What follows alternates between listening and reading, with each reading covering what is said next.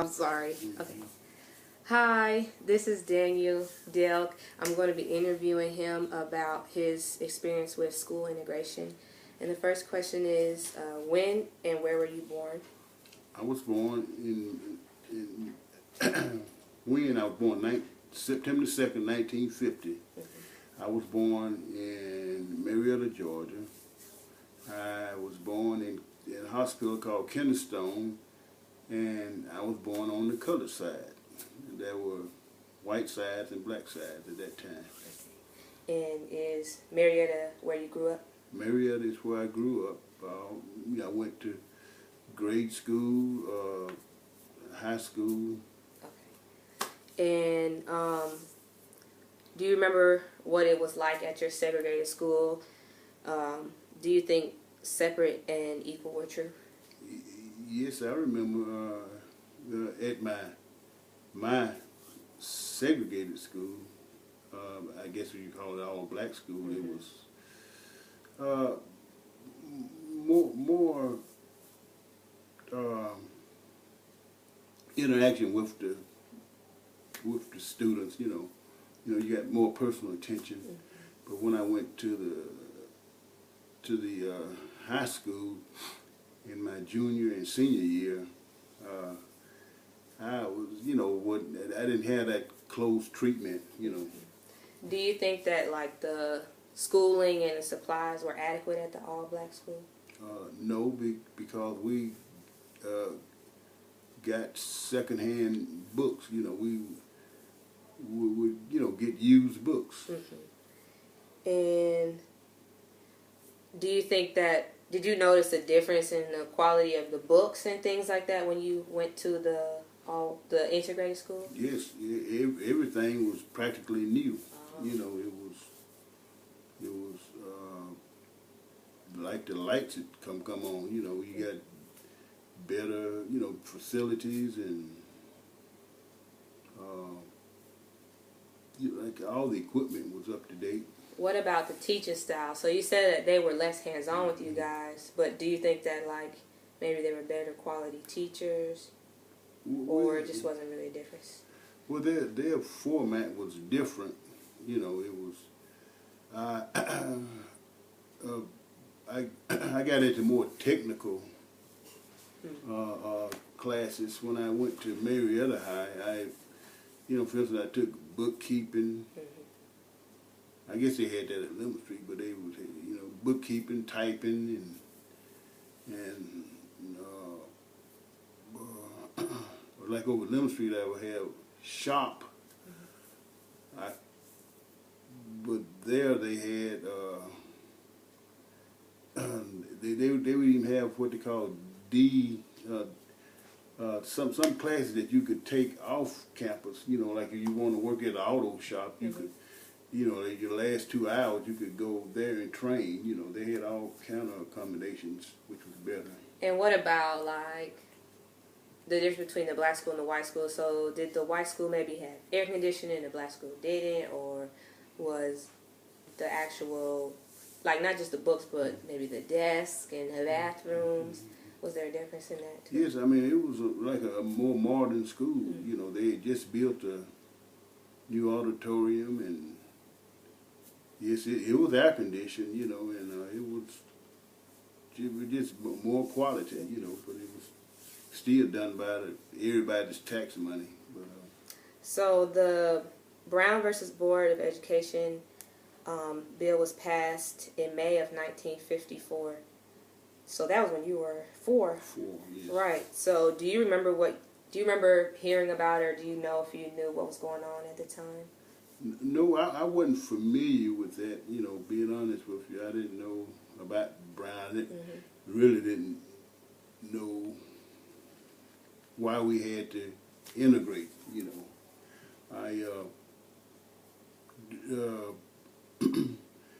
I went over to Marrietta High before they closed down Lemon Street because that was my mother's preference.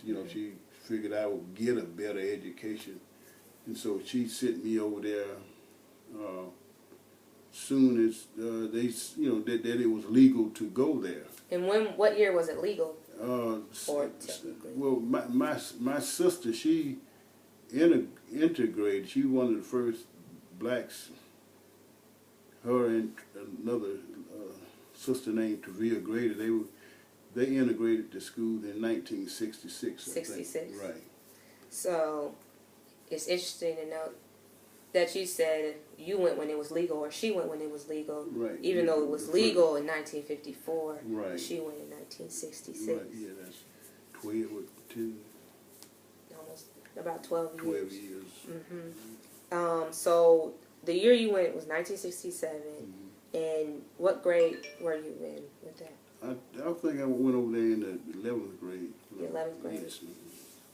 And for all the years prior to that, were you just waiting for when they were going to allow? Did you, wonder like, man, we can't. I've heard of other schools integrating. Why can't we? Or did you just? Well, no. I was being honest with you. I kind of years before that, but that year I was wondering when we were going to integrate because my sister was active in desegregating the school in '66. Yeah, so I guess I just became aware of it during those That years. time. And yes, I really didn't want to go over there, but my mother. And that's because you didn't want to leave your friends. And Right. things like Yeah. that. Just like uprooting is hard to do. So you say your sister was one of the first, and I'm sure she faced opposition. So a year later, when you finally integrated, were you still facing opposition? Subtle, subtle racism,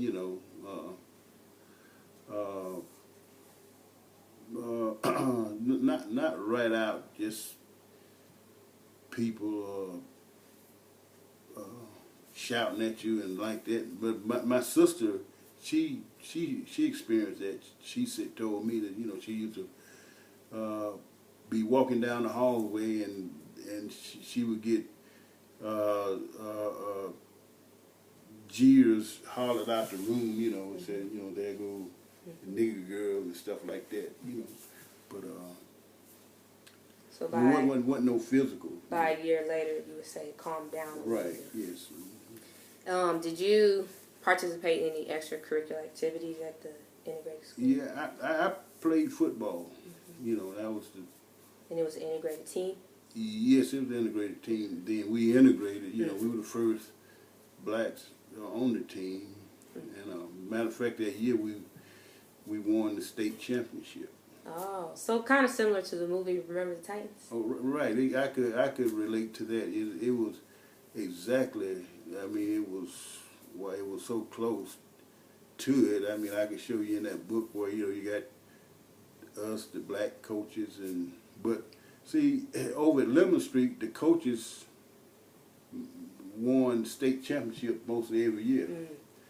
Then, and was it 2 state championships for black and white, or was it only 1 state championship? No, it was 2 different. Okay. You got the black schools and the white schools, but Lemon Street won championships mostly every year. But those same coaches, which they were outstanding in the black circuit, but when they closed down Lemon Street in '68, then the coaches came over there and they put them at lower positions, such as the B team and I know it was devastating for them because they're used to winning and handling things, and but yeah, it was. Did you have any run-ins with players as far as them people not wanting to cooperate on both sides, not wanting to be teams, or well, did you feel like you functioned as a team? Yeah, when we first started practicing together, it was little resistance there. We had to make our way on the team. What I mean by make our way, just win out of positions. And we once we got that respect from them, they respected us on the team. But when we went to play other white schools, I can remember going down on the kickoff, and you know I was going down to tackle the guy, and these other teams say, "Get that nigger," you know, you know, it's all that kind of stuff. Do you feel people were cheated out of positions because they were black from like was the head coach white? Yeah, the head coach was white. Do you feel like a lot of people were cheated out of positions only because of race, or did every time they proved themselves? Well, sometimes they we knew this guy was a better running back than the white guy, but the white coach still put him in that position, you know. Can you remember any other incidents of integration besides school, like maybe restaurants or bathrooms, like you visited for the first time that was white only, or maybe a black person moving over to the white side? Do you remember anything? Oh yeah, I remember all that up in Marrietta, because I used to have to go to some restaurants. They call it up on the square. Yeah, and we would have to go down to the side entrance to get our food, you know. And when we went to the theater, we had to sit up in the balcony, sort of, you know, way up high. You know, you go in the side door, but you had all these front entrances, you know, they call it Strand Theater. But we had to go in the side door and then up. Do you remember your first time using like the bathroom that was previously white, or sitting in the front of the theater? Do you remember that, or what it was like, or anything? Well, you know, after the integration, yeah, we went down front, you know, but we found out that we had the better seats, you know, up in the balcony, you know. I mean, you know, you could see better, you know, because you were sitting down there looking up at the screen. And what about the restaurants? Yes, we could, it was a drugstore called Atherton Drugstore. You couldn't go in there and eat, but after the integration, you could go. And was their service like poor for y'all once you were able to go in? Were they still like unwelcoming? Well, there wasn't no welcome committee, you know. It just served you, took your money, and see you later. Yeah, you know. Well, I guess the last question is, do you still feel like now in society where it's more common to be mixed, is it still like weird for you to look at it that way, or you kind of like more accustomed to integration? Yeah, I'm sort of accustomed to it, but it's still we're still not there yet. You know, we can tell that by this Trayvon stuff. You know, I mean, even the president, he can't speak without being chastised. You know, so we come a long way, but we haven't got there yet. Okay. Well, thank you for taking the time to Okay, I appreciate it. I hope I was. You were. Okay. Ta-da.